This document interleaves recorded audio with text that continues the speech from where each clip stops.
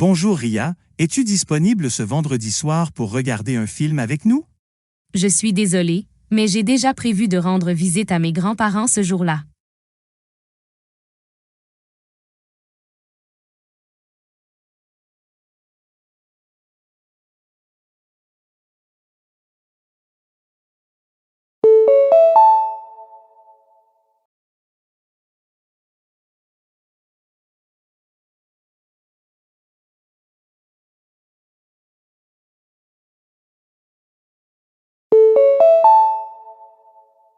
Comment vas-tu, Ria? Je pensais qu'Amy te rejoindrait aujourd'hui. Malheureusement, il n'a pas pu venir. Il a dû voyager d'urgence pour une mission professionnelle.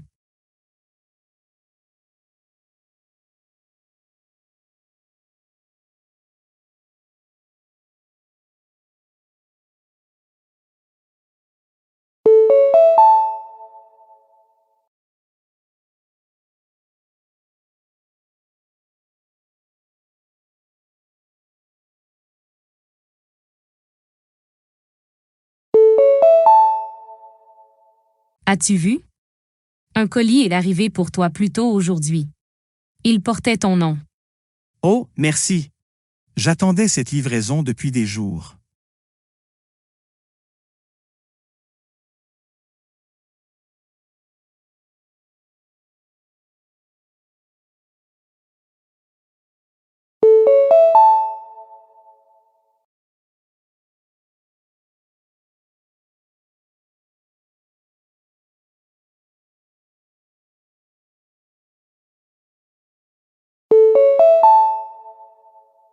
Le séminaire de marketing aura désormais lieu dans la salle B405.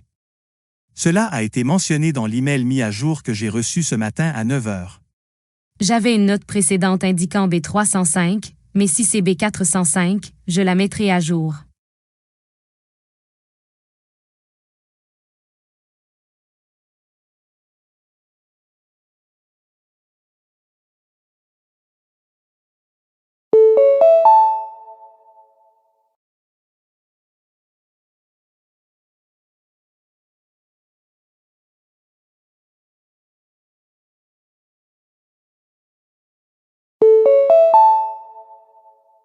Chers abonnés, ici Horizon Communication. À partir de dimanche à 2 heures, des protocoles progressifs d'optimisation de la bande passante seront déployés sur les réseaux métropolitains. De brèves interruptions de connectivité ne dépassant pas 15 minutes peuvent survenir dans certains districts.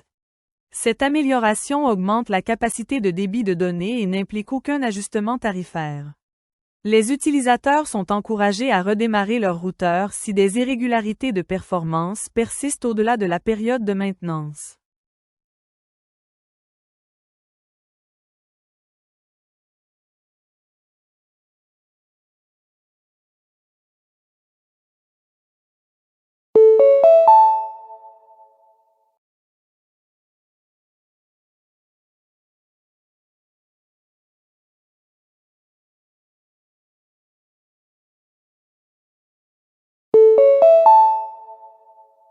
Résidents du dortoir Westbridge, veuillez noter que les notifications de réaffectation des chambres pour le semestre à venir seront distribuées vendredi. Les résultats d'attribution reflètent des ratios d'occupation mis à jour et des normes de conformité incendie. Les résidents actuels ne sont pas tenus de quitter les lieux avant la date officielle de transition indiquée dans les avis individuels. Cette restructuration n'implique aucune mesure disciplinaire ni résiliation de contrat.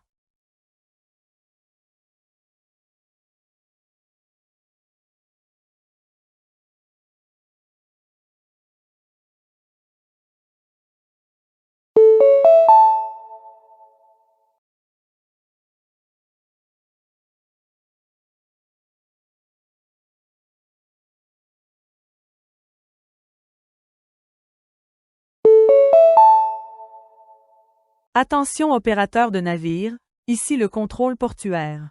En raison d'études de recalibrage des marées menées en coordination avec l'Institut océanographique, les affectations d'Amirage au quai 6 suivront une séquence modifiée pendant les prochaines 72 heures.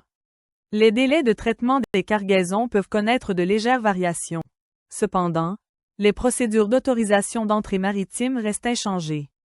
Les capitaines sont priés de surveiller la fréquence du canal 14 pour les coordonnées d'amirage mises à jour.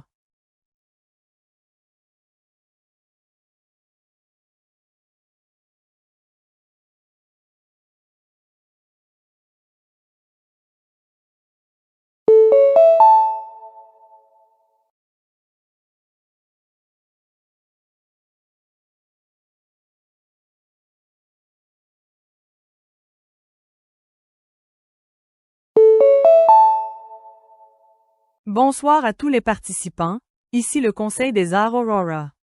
La performance principale initialement prévue samedi soir commencera 1 heure plus tôt afin de permettre une synchronisation de diffusion avec des partenaires médiatiques internationaux. La validité des billets reste inchangée, et les portes d'accès ouvriront en conséquence plus tôt. Aucune autre partie du programme du festival n'a été modifiée.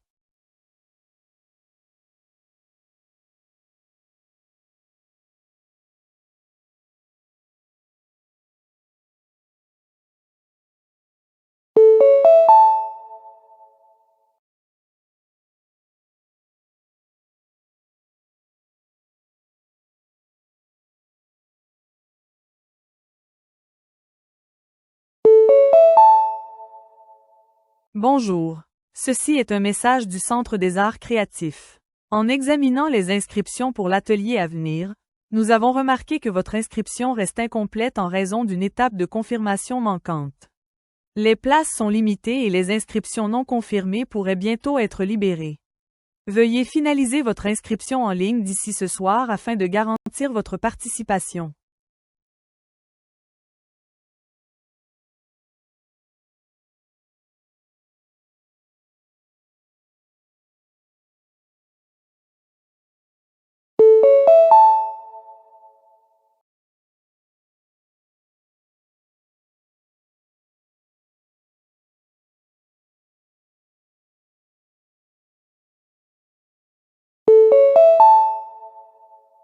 Bonsoir. Ceci est un avis automatisé du service municipal de la circulation. En raison de travaux de réfection prévus, la route principale près de votre zone sera temporairement fermée ce week-end. Des itinéraires de déviation seront clairement indiqués. Veuillez planifier vos déplacements en conséquence afin d'éviter les retards. La circulation normale devrait reprendre d'ici lundi matin.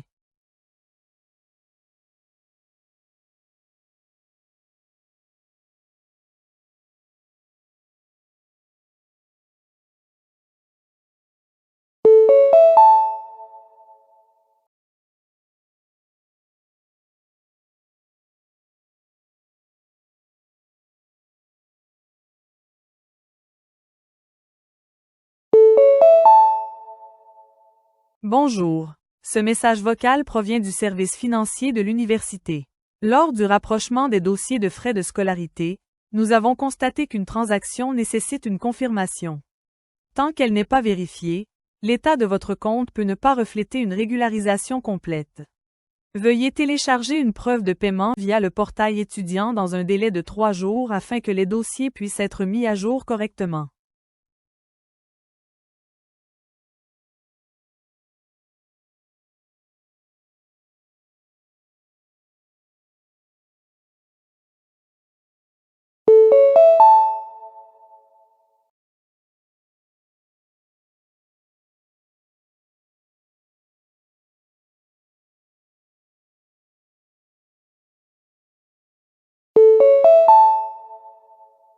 Bonjour. Ce message provient du service de courrier interne.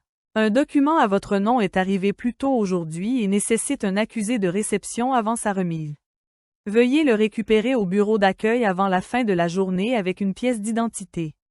Les documents non récupérés avant la fermeture seront conservés en toute sécurité jusqu'au jour ouvrable suivant.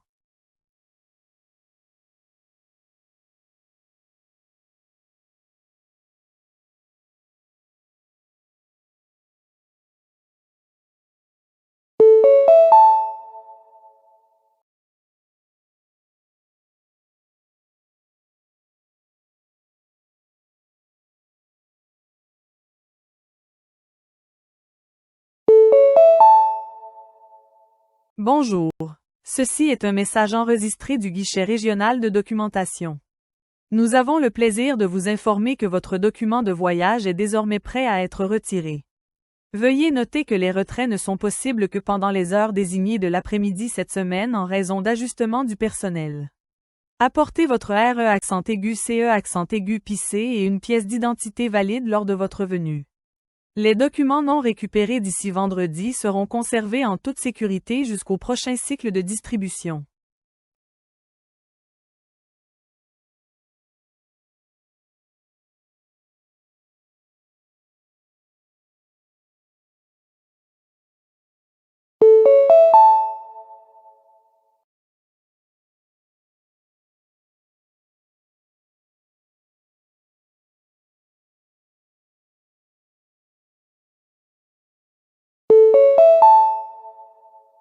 Bonjour. Ce message provient du service de planification académique. En raison de travaux de maintenance imprévus, le cours de demain n'aura pas lieu dans la salle initialement prévue. La session se tiendra à la même heure dans un bâtiment voisin. Une signalisation mise à jour sera affichée sur place. Veuillez arriver quelques minutes à l'avance afin d'éviter toute confusion. Aucune action n'est requise sauf si vous avez besoin d'une assistance en matière d'accessibilité.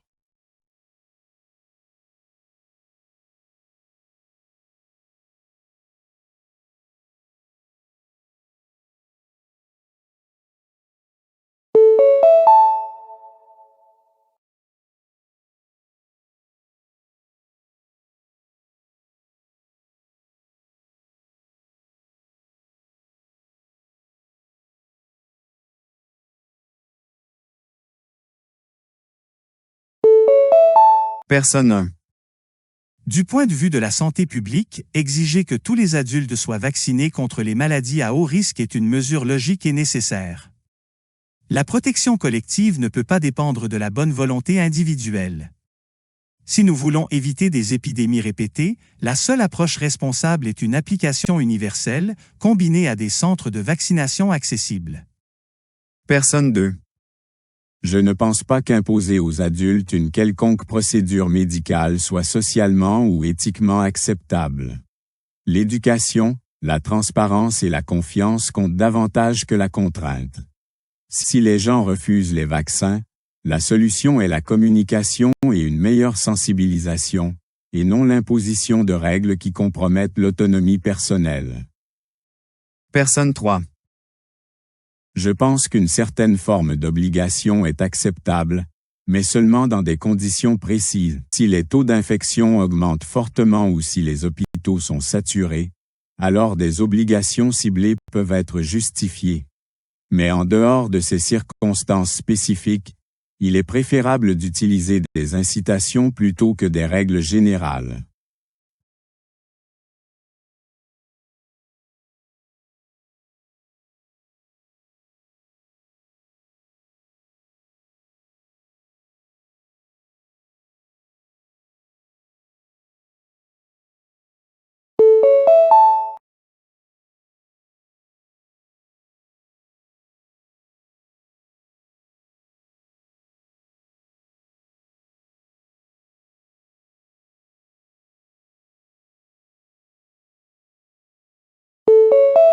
Personne 1. Compte tenu de l'ampleur de la dégradation environnementale, nous devons cesser complètement de produire des plastiques à usage unique. La seule solution efficace est une interdiction totale, à l'échelle nationale. Les retards ne font qu'aggraver les dégâts. Personne 2. Les gens sous-estiment à quel point les plastiques à usage unique sont essentiels pour l'hygiène, la médecine et les emballages à faible coût. Les interdire totalement est irréaliste et nuisible. L'innovation est préférable à l'interdiction. Personne 3. L'élimination des plastiques à usage unique est nécessaire, mais elle doit être soigneusement planifiée. Certaines industries ont besoin de périodes de transition, et les alternatives doivent être abordables avant de tout supprimer d'un coup.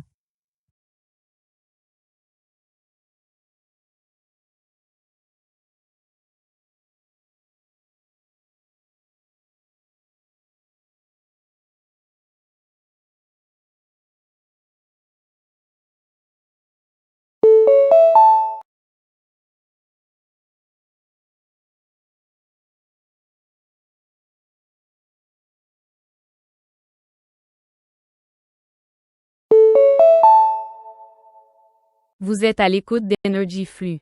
Aujourd'hui, nous examinons la crise de la migration ionique dans les cellules solaires en perovskite.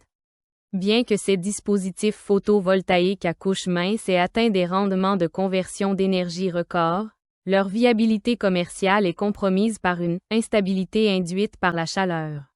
Une méta-analyse du laboratoire Cavendish explique que, sous des températures de fonctionnement, les ions mobiles au sein du réseau cristallin commencent à dériver, créant des défauts localisés qui agissent comme des centres de recombinaison. Ces centres piègent les porteurs de charge, entraînant une baisse rapide de la tension. L'étude souligne que l'effet d'hystérésis, où la sortie de la cellule dépend de la direction du balayage de tension, est un symptôme direct de ce flux ionique interne. Les chercheurs ont tenté d'atténuer ce phénomène par une ingénierie de composition, en remplaçant les cations organiques par des alternatives inorganiques comme le césium. Cependant, le rapport indique que, bien que cela améliore la robustesse structurelle, cela introduit une ségrégation de phase, où le matériau se sépare spontanément en sous-grains non fonctionnels. Les résultats suggèrent que l'industrie doit évoluer vers des stratégies d'encapsulation, capables de verrouiller physiquement le réseau, empêchant la dégradation des propriétés électroniques du semi-conducteur sur de longues périodes d'exposition solaire et de cycles thermiques variables.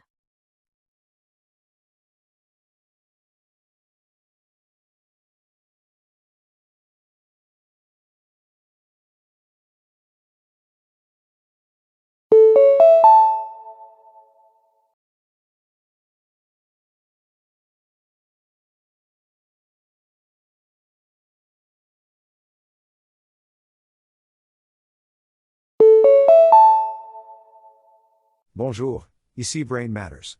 Nous examinons l'élagage synaptique dans le contexte de l'hyperstimulation numérique.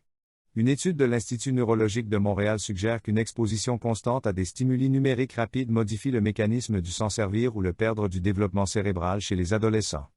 Habituellement, le cortex préfrontal subit un processus de raffinement au cours duquel les connexions neuronales sous-utilisées sont éliminées afin d'augmenter l'efficacité du traitement. Cependant, les chercheurs ont observé que le style d'interaction à haute fréquence et faible profondeur, typique du multitâche sur les appareils numériques, provoque un élagage indiscriminé. Au lieu de renforcer les voies associées à la concentration profonde et aux fonctions exécutives, le cerveau privilégie des boucles de rétroaction dopaminergique à court terme. Cela entraîne un amincissement de la matière grise dans les régions responsables du contrôle des impulsions et du raisonnement empathique. Le rapport avertit que cette adaptation neuroplastique à un environnement informationnel fragmenté pourrait entraîner une réduction permanente de l'endurance cognitive. L'étude conclut que, sans période intentionnelle de privation sensorielle ou d'entraînement à l'attention focalisée, la prochaine génération pourrait présenter une incapacité physiologique à soutenir une réflexion intellectuelle prolongée ou une résolution de problèmes complexes dans des environnements non numérisés, remodelant fondamentalement l'avenir de l'intelligence humaine.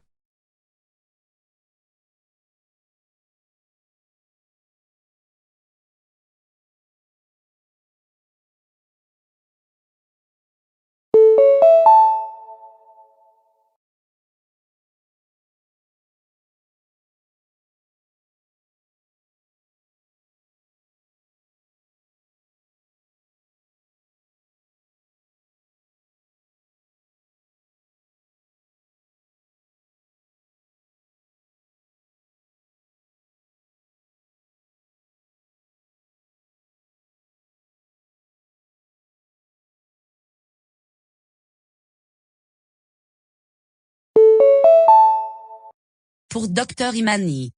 Des discussions récentes en études urbaines indiquent que la conception des systèmes de transport public peut influencer non seulement l'efficacité des déplacements, mais aussi les schémas d'interaction sociale et même les niveaux de stress cognitif chez les habitants des villes. Pourriez-vous expliquer comment les infrastructures façonnent ces expériences humaines? Certainement. Les systèmes de transport fonctionnent comme bien plus que des cadres logistiques, ils réorganisent subtilement le comportement humain. Dans les villes densément connectées avec des horaires de transport fiables, les individus ressentent moins d'incertitude, ce qui réduit l'activation des réponses neuronales liées au stress. La prévisibilité des déplacements contribue à un confort cognitif, permettant aux usagers de consacrer leur attention à d'autres tâches, comme la lecture ou l'utilisation d'outils numériques. Cependant, dans les environnements urbains où les transports sont irréguliers ou surchargés, on observe une élévation constante des marqueurs physiologiques du stress. Cela entraîne souvent une irritabilité accrue, une fatigue décisionnelle et une diminution de la patience dans les espaces partagés. Avec le temps, une telle exposition répétée peut influencer des normes comportementales plus larges, notamment une moindre volonté de coopérer dans les espaces publics. De plus, la conception des transports influence les contacts sociaux fortuits. Les systèmes qui favorisent une proximité partagée mais confortable, comme des trains bien ventilés avec un espace adéquat, tendent à encourager des interactions sociales neutres, voire positives. En revanche, des conditions de forte congestion peuvent entraîner des comportements d'évitement et une diminution de la confiance sociale. Pour Dr Imani, des discussions récentes en études urbaines indiquent que la conception des systèmes de transport public peut influencer non seulement l'efficacité des déplacements, mais aussi les schémas d'interaction sociale et même les niveaux de stress cognitif chez les habitants des villes. Pourriez-vous expliquer comment les infrastructures façonnent ces expériences humaines? Certainement.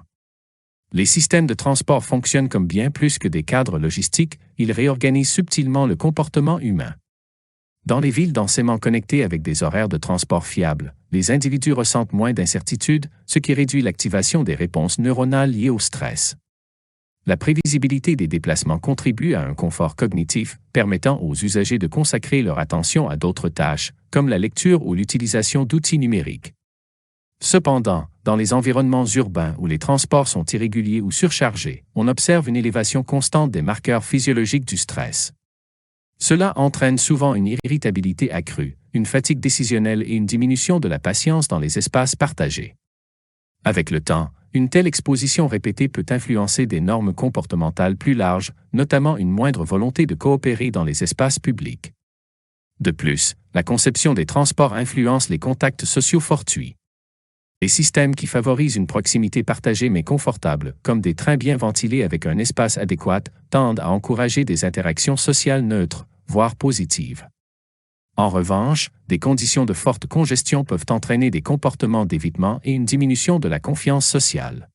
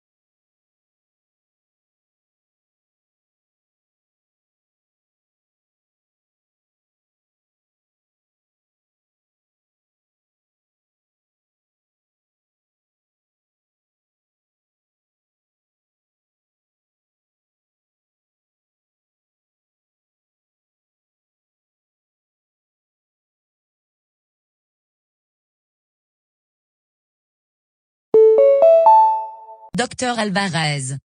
Des recherches récentes suggèrent que les habitudes alimentaires modernes affectent non seulement la santé physique, mais aussi les performances cognitives et la stabilité émotionnelle. Pourriez-vous expliquer les mécanismes biologiques sous-jacents? Certainement. L'alimentation influence directement la chimie du cerveau par la disponibilité des nutriments et la régulation métabolique.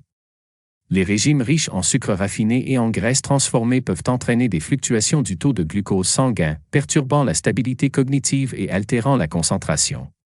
Ces variations affectent également la synthèse des neurotransmetteurs, en particulier la dopamine et la sérotonine, essentielles à la motivation et à l'équilibre émotionnel. À l'inverse, les régimes riches en acides gras oméga 3, en antioxydants et en glucides complexes contribuent à une meilleure efficacité neuronale. Ces nutriments favorisent la plasticité synaptique et réduisent le stress oxydatif dans les tissus cérébraux.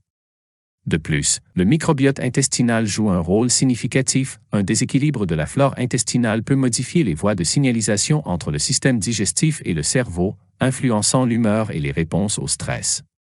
Avec le temps, ces effets dépassent la santé individuelle, influençant les schémas de productivité et même les tendances décisionnelles au sein des populations. Dr Alvarez. Des recherches récentes suggèrent que les habitudes alimentaires modernes affectent non seulement la santé physique, mais aussi les performances cognitives et la stabilité émotionnelle. Pourriez-vous expliquer les mécanismes biologiques sous-jacents? Certainement. L'alimentation influence directement la chimie du cerveau par la disponibilité des nutriments et la régulation métabolique. Les régimes riches en sucres raffinés et en graisses transformées peuvent entraîner des fluctuations du taux de glucose sanguin, perturbant la stabilité cognitive et altérant la concentration. Ces variations affectent également la synthèse des neurotransmetteurs, en particulier la dopamine et la sérotonine, essentielles à la motivation et à l'équilibre émotionnel. À l'inverse, les régimes riches en acides gras oméga 3, en antioxydants et en glucides complexes contribuent à une meilleure efficacité neuronale. Ces nutriments favorisent la plasticité synaptique et réduisent le stress oxydatif dans les tissus cérébraux. De plus, le microbiote intestinal joue un rôle significatif. Un déséquilibre de la flore intestinale peut modifier les voies de signalisation entre le système digestif et le cerveau, influençant l'humeur et les réponses au stress. Avec le temps, ces effets dépassent la santé individuelle, influençant les schémas de productivité et même les tendances décisionnelles au sein des populations.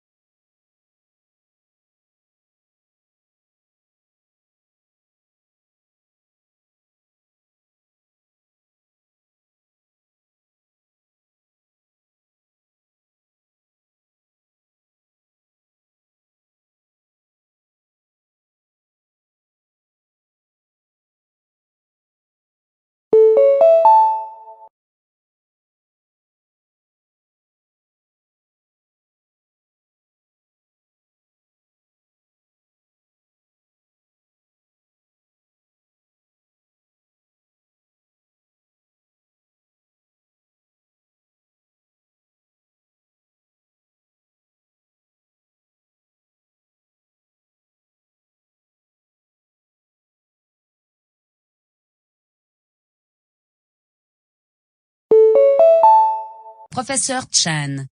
Il existe de plus en plus de preuves que les environnements de classe influencent significativement les résultats d'apprentissage au-delà du contenu du programme.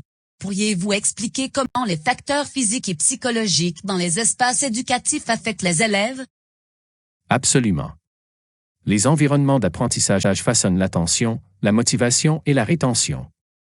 Les salles de classe dotées d'un éclairage adéquat, d'une bonne acoustique et de dispositions de sièges confortables améliorent le traitement sensoriel, permettant aux élèves de s'engager plus efficacement avec le contenu pédagogique. En revanche, des environnements mal conçus peuvent provoquer une surcharge cognitive, réduisant la compréhension et augmentant la fatigue. Les éléments psychologiques sont tout aussi importants. Les environnements qui favorisent l'autonomie et réduisent la peur de l'échec ont tendance à encourager la pensée exploratoire et un apprentissage plus approfondi. À l'inverse, des cadres très rigides ou punitifs peuvent freiner la participation et limiter la prise de risques intellectuels. Au fil du temps, ces conditions influencent non seulement les performances académiques, mais aussi l'attitude des élèves envers l'apprentissage et la résolution de problèmes. Professeur Chan. Il existe de plus en plus de preuves que les environnements de classe influencent significativement les résultats d'apprentissage au-delà du contenu du programme. Pourriez-vous expliquer comment les facteurs physiques et psychologiques dans les espaces éducatifs affectent les élèves? Absolument. Les environnements d'apprentissage façonnent l'attention, la motivation et la rétention. Les salles de classe dotées d'un éclairage adéquat, d'une bonne acoustique et de dispositions de sièges confortables améliorent le traitement sensoriel, permettant aux élèves de s'engager plus efficacement avec le contenu pédagogique. En revanche, des environnements mal conçus peuvent provoquer une surcharge cognitive, réduisant la compréhension et augmentant la fatigue. Les éléments psychologiques sont tout aussi importants. Les environnements qui favorisent l'autonomie et réduisent la peur de l'échec ont tendance à encourager la pensée exploratoire et un apprentissage plus approfondi. À l'inverse, des cadres très rigides ou punitifs peuvent freiner la participation et limiter la prise de risques intellectuels. Au fil du temps, ces conditions influencent non seulement les performances académiques, mais aussi l'attitude des élèves envers l'apprentissage et la résolution de problèmes.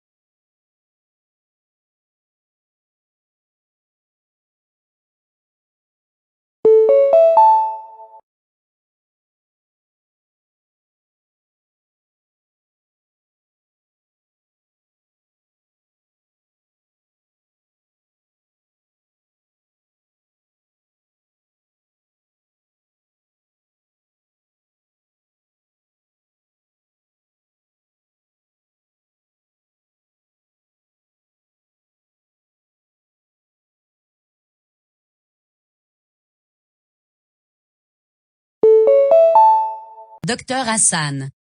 Des études récentes sur le lieu de travail mettent en évidence l'impact de la structure organisationnelle sur le bien-être et l'efficacité des employés. Pourriez-vous expliquer comment les styles de gestion influencent ces résultats? Certainement. Les cadres organisationnels déterminent à la fois la répartition de la charge climat psychologique. Dans les environnements de travail caractérisés par une communication transparente et une prise de décision participative, les employés ressentent souvent un sentiment de contrôle et d'appartenance. Cela réduit le stress et améliore la motivation. À l'inverse, des systèmes hiérarchiques avec une autonomie limitée peuvent entraîner un désengagement et une augmentation des réponses au stress. Les employés dans de tels environnements manifestent souvent une initiative réduite et une moindre satisfaction au travail. Ces dynamiques peuvent influencer la productivité, l'innovation et la stabilité organisationnelle à long terme.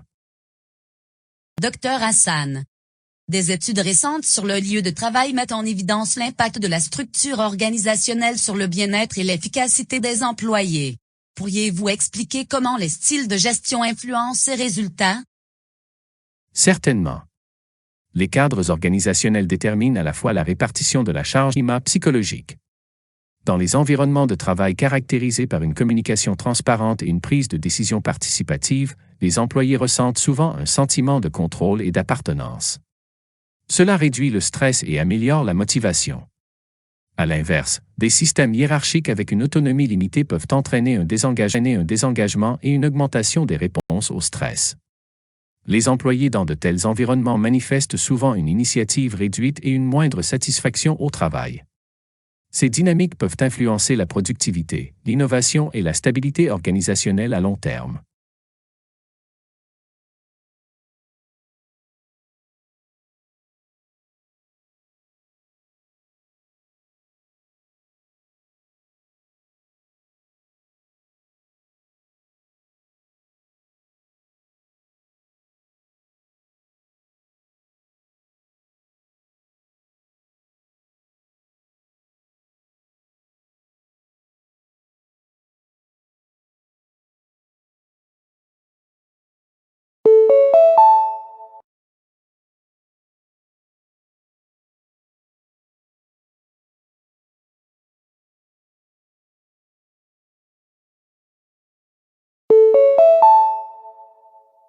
Le pain au levain est une collaboration vivante entre les humains et des organismes microscopiques.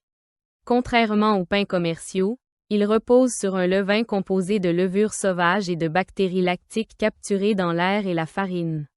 Ce processus de fermentation lente décompose le gluten et l'acide phytique, rendant le produit final plus facile à digérer et lui conférant une saveur acidulée caractéristique.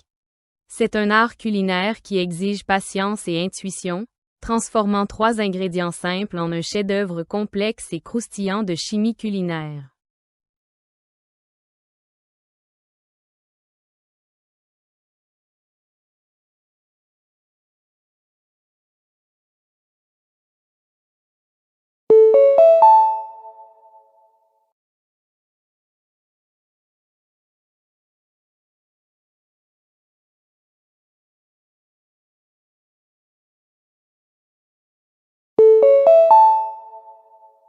Autrefois considéré comme un simple vandalisme, l'art de rue a évolué pour devenir un moyen reconnu de commentaire social et de revitalisation urbaine.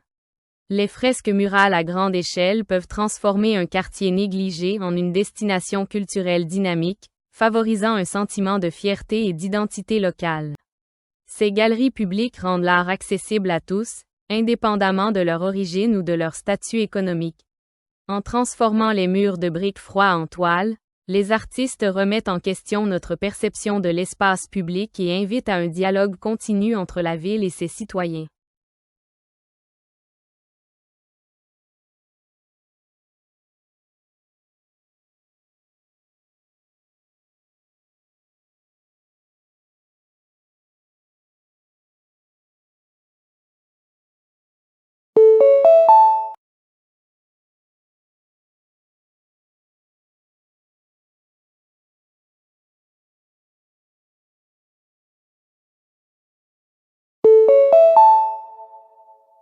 Le développement de l'imprimerie à caractère mobile par Johannes Gutenberg au XVe siècle a peut-être été le tournant le plus significatif de l'histoire humaine.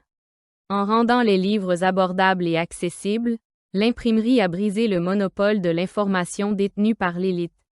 Elle a alimenté la Renaissance, la Réforme et la Révolution scientifique en permettant aux idées de se diffuser plus rapidement que jamais.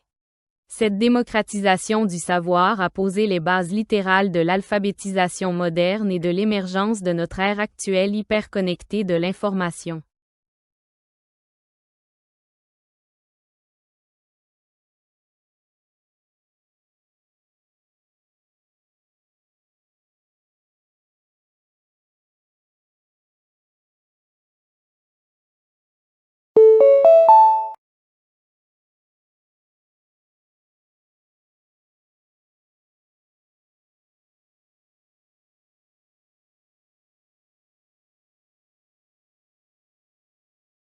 Les pieuvres sont ce qui se rapproche le plus d'une intelligence extraterrestre sur Terre, possédant un système nerveux majoritairement réparti dans leurs bras.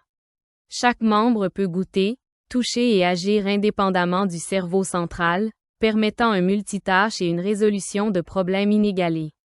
Leur capacité à changer la couleur et la texture de leur peau en quelques millisecondes leur offre un camouflage presque parfait contre les prédateurs.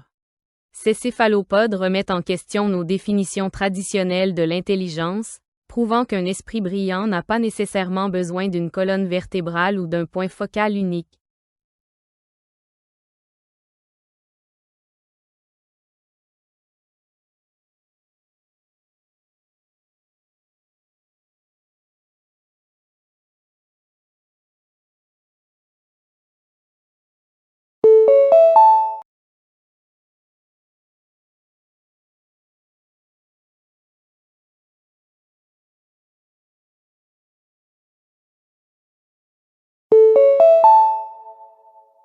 Le stoïcisme enseigne un exercice mental puissant connu sous le nom de premeditatio malorum, ou préméditation des maux.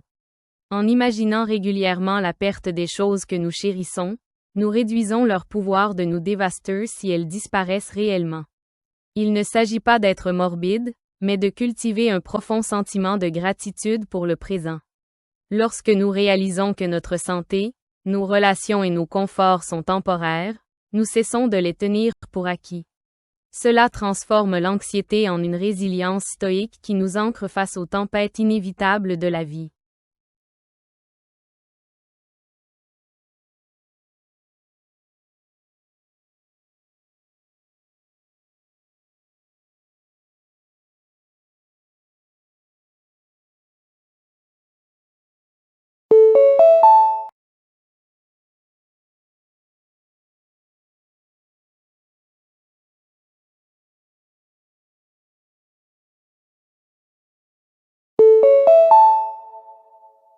Derrière chaque smartphone et chaque batterie de véhicule électrique se cache une lutte complexe pour des éléments de terre rares comme le néodyme et le dysprosium. Malgré leur nom, ces minéraux ne sont pas nécessairement rares dans la croûte terrestre, mais ils sont extrêmement difficiles et coûteux sur le plan environnemental à extraire. Actuellement, une poignée de nations contrôle la majorité de la chaîne d'approvisionnement mondiale, créant une nouvelle forme de diplomatie basée sur les ressources. Alors que le monde s'oriente vers les technologies vertes, la course pour sécuriser ces éléments Red accent aigu finit les alliances internationales et les stratégies industrielles.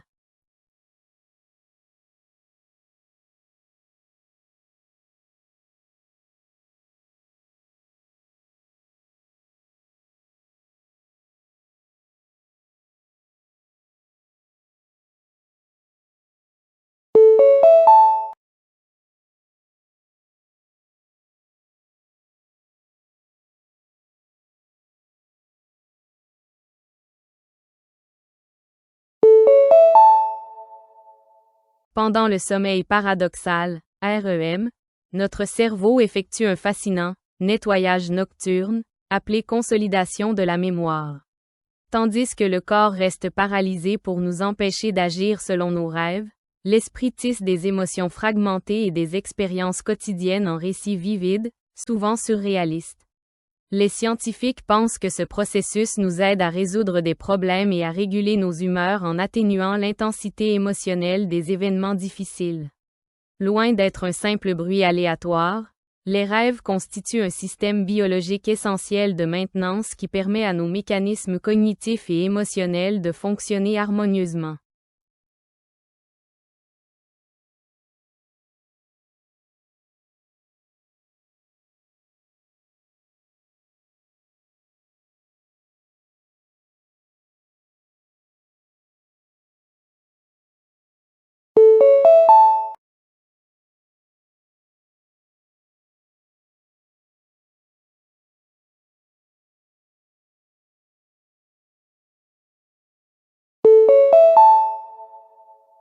Contrairement au béton moderne, qui se dégrade souvent en moins de 50 ans, les digues maritimes romaines antiques ont survécu pendant 2 millénaires.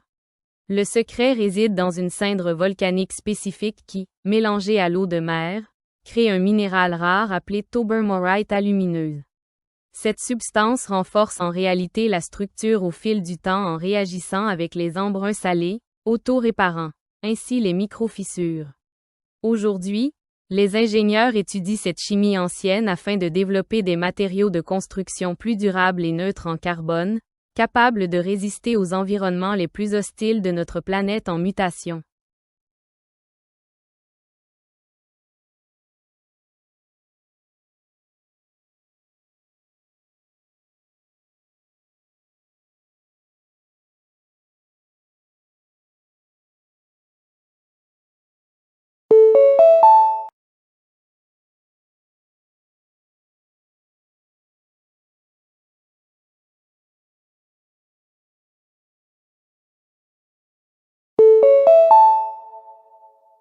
Les avancées en CRISPR et en clonage ont rendu la désextinction d'espèces comme le mammouth laineux ou le thylacine envisageable.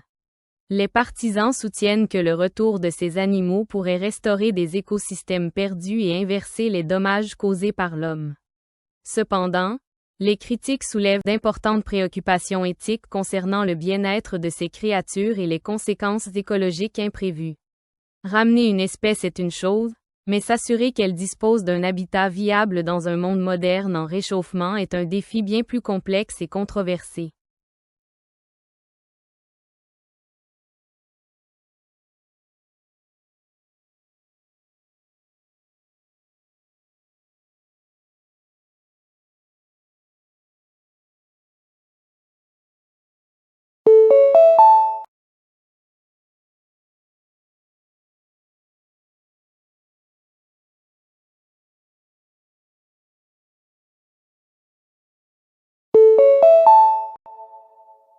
Le thé est la boisson la plus consommée au monde après l'eau, pourtant sa préparation varie énormément selon les régions. De la précision méditative de la cérémonie japonaise du Chanoyu aux échoppes animées des vendeurs de chai en Inde, le thé est un vecteur d'hospitalité et de tradition. Il est passé d'un tonique médicinal dans la Chine ancienne à une marchandise mondiale qui a alimenté la révolution industrielle et déclenché des révoltes politiques. Qu'il soit servi avec du lait, du sucre ou une pincée de sel, il reste un symbole universel de pause et de connexion.